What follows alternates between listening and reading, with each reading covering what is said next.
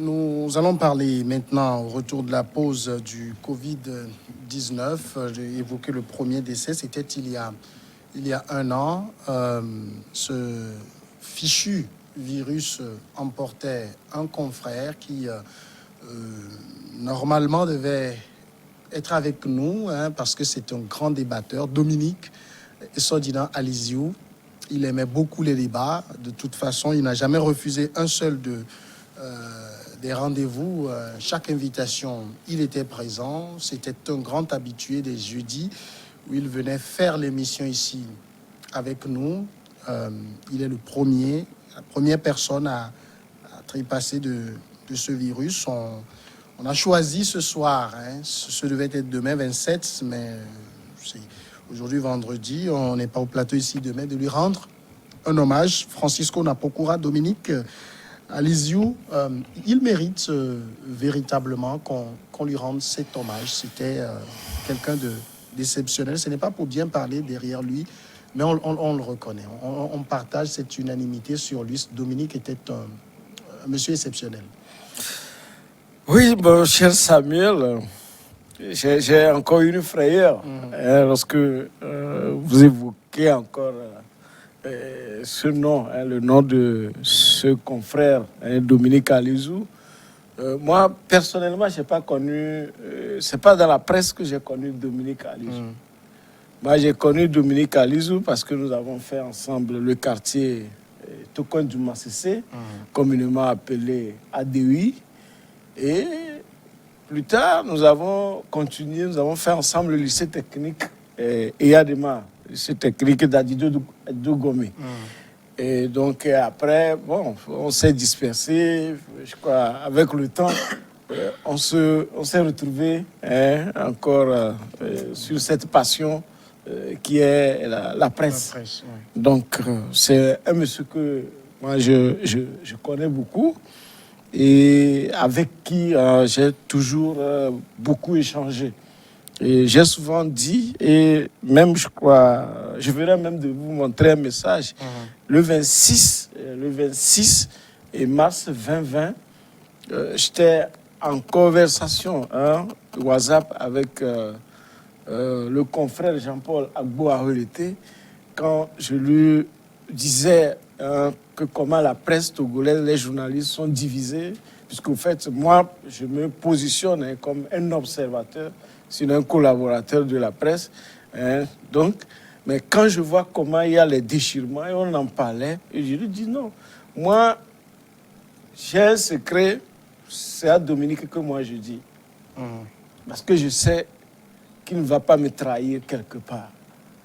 Et je connais bien ce monsieur. Lorsqu'on est en off, ce qu'on échange ensemble, c'est beaucoup. Et malheureusement, on n'a pas pu faire cette paix qu'on devait faire. Obligatoirement, on doit y arriver dans la famille de la presse togolaise. On doit y arriver. On n'a pas pu faire cette paix. Et aussitôt le lendemain, moi, je ne savais même pas qu'il était même à l'hôpital au moment où j'échangeais avec Jean-Paul. Et malheureusement, le lendemain, on a eu la triste nouvelle. Mais je dis, Dominique est parti, on a dit de Covid-19. Mais moi, je dis, Dominique est mort, il n'est pas mort de Covid-19. Parce que on connaît la personne, on connaît un peu son état. Mais moi, je dis, jusqu'à ce jour, je dis que Dominique n'est pas mort de Covid-19. Peut-être qu'il est... C'est-à-dire que sa maladie s'est déclenchée au moment de la Covid-19 où il revenait effectivement d'un voyage de la France. Et voilà, donc tout le monde peut-être a paniqué, que ce soit les soignants, puisque c'est les premiers moments, tout le monde a paniqué et on a dû le confondre à un décès lié à la Covid-19. Donc, c'est très, très important pour moi pour faire cette précision. Oui. Eric Johnson, vous gardez quel souvenir de Dominique Aliziou? D'abord, je veux dire que Dominique, c'est un ami personnel. Je ne sais pas comment Bon, je vais y aller. Dominique, c'est un monsieur très fidèle en amitié.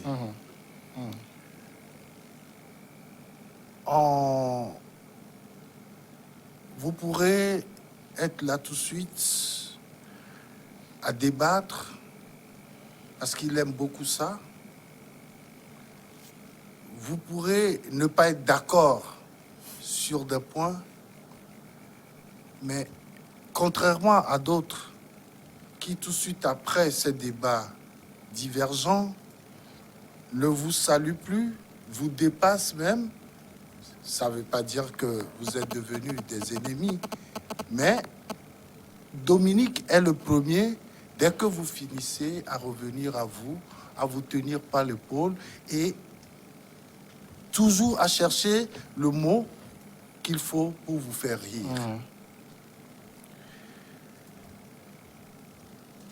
J'ai une histoire par rapport à ta question, le souvenir que je garde de lui. J'étais chez moi, Dominique m'appelle à 6 heures du matin. Il me dit, Eric, nous sommes demandés à la présidence, l'ancien palais, à la Marina, pour échanger avec le chef de l'État. J'ai dit, ah bon? Il dit oui, qu'on l'a appelé et d'appeler les autres confrères. Et donc, je lui dis, ok, c'est à quelle heure? Il me dit, 9 heures. J'ai dit, ok, je serai à mon bureau. En passant, viens me chercher, on va aller ensemble.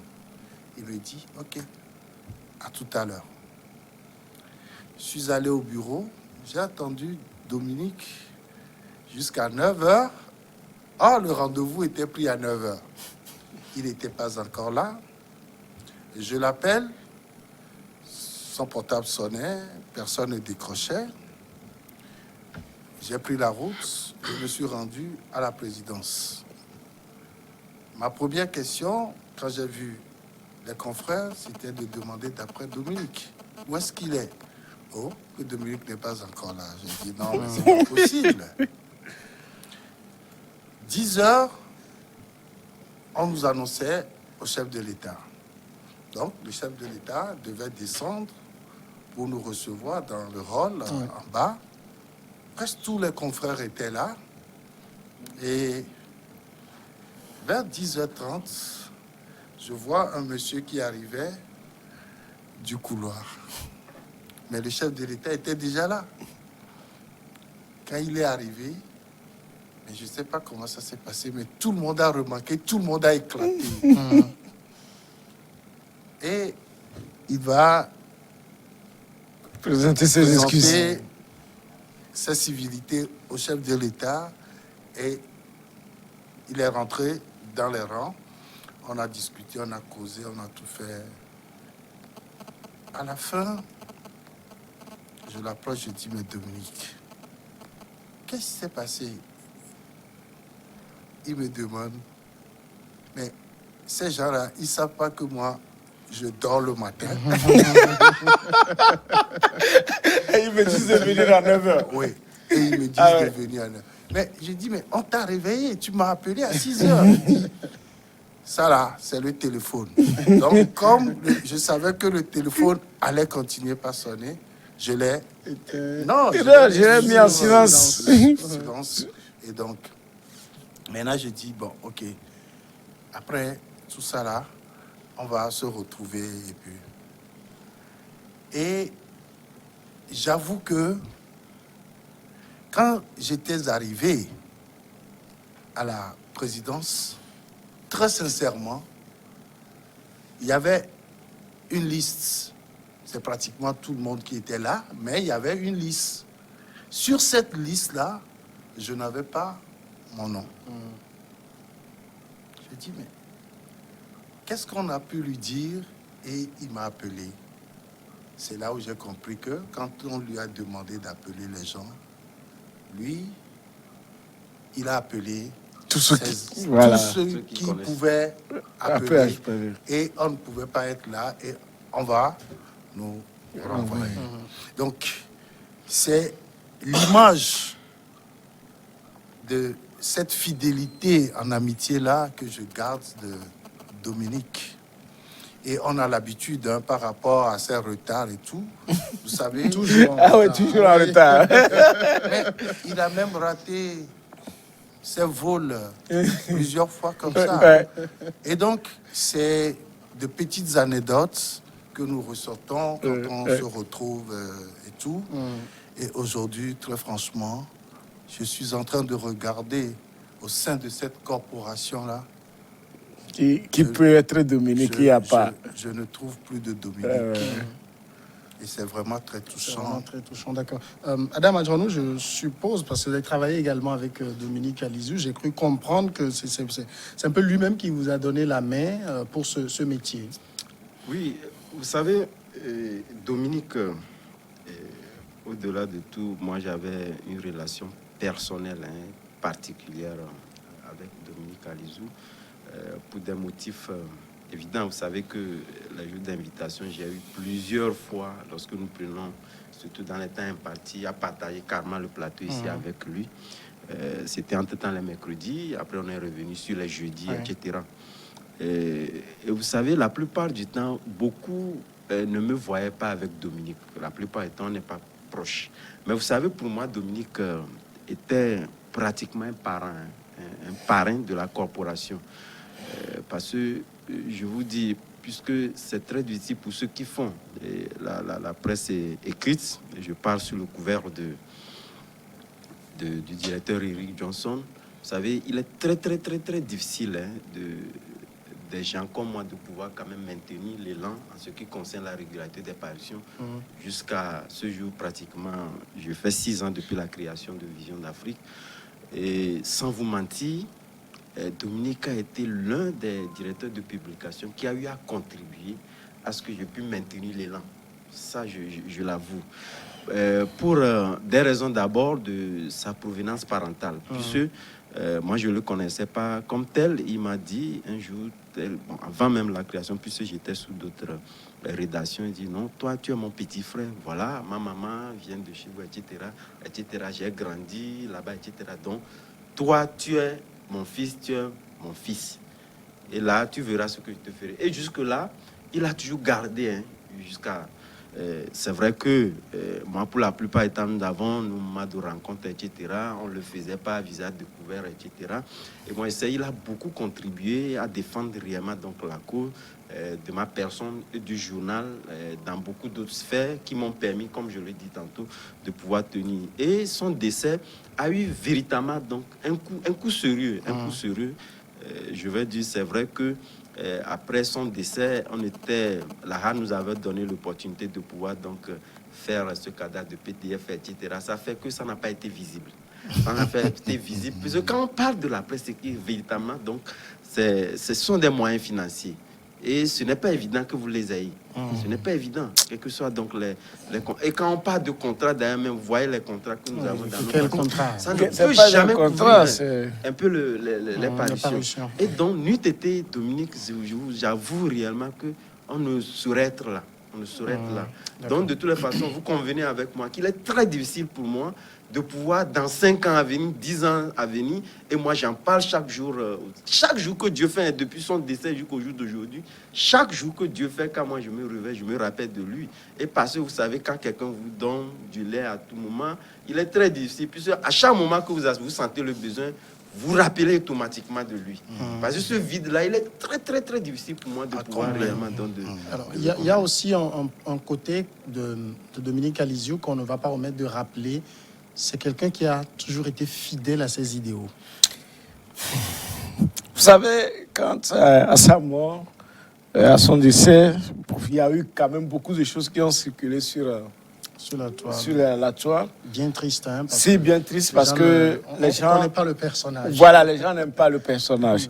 Moi, j'ai eu quand même à écrire sur ma page Facebook par rapport à ce que les gens écrivaient. Et même, j'ai même présenté Dominique Alizou comme Pierre Bérégovois. En fait, Dominique n'a pas fait de longues études, je crois. On a fait le lycée technique, mais il a fait le BPCM. Mais il est arrivé à un niveau de médias où moi, je n'étais pas. Ah, encore pareil, oui. Ah oui, moi, je ne suis pas encore à ce niveau. Mais c'est un monsieur, je me rappelle en 2006, lorsque j'avais eu des problèmes avec la hack de, je crois, Philippe Vignon, où j'ai été lynché sur TVT, hein, sur tous les médias, même publics. Hein. Mais les gens avaient peur autour de moi qu'on allait m'arrêter. Donc, un dimanche, un ami est venu me chercher pour me faire une pentade dans le trou. Dans le trou que vous connaissez à Bel-Péton. On arrive là, on n'était même pas encore assis, lorsque Dominique m'a vu de loin. Ah, mon frère Francisco, félicitations Napukura, non, tu es bon. Et le monsieur qui était venu me chercher, qui avait peur également, moi, je dis, mais lui, on a peur qu'on va dire, mais qui va arrêter ce monsieur? Ce monsieur n'est pas tribaliste, il ne pourra jamais être tribaliste. Mais moi, je suis dans cette profession depuis plus de 10 ans. Je n'ai jamais eu la pub que... Le monsieur dit, mais c'est la publicité que je dis. Mais oui, ce que la HAC a fait. Mais, journal de 20 heures, j'étais le principal. Pendant 11 minutes, on lisait le communiqué sur Francisco Napukura, sur toutes ses formes. Il dit, mais c'est la publicité, on t'a fait que je n'ai jamais eu ça. Mais voilà, quelqu'un qui... C'est-à-dire que... Bon, les gens qui avaient peur, voilà, lui remet les gens que, voilà. Vous parlez de fidélité. Un jour, j'ai fait connaître Dominique à certains de ses frères qui ne le connaissaient pas, nos frères. Donc, on était sortis de l'émission et dit, bon, on va faire la connaissance de certaines personnes. On arrive, ils étaient là, sur la table. On arrive quand j'ai fait la présentation. D'abord, j'ai présenté les grands qui étaient là.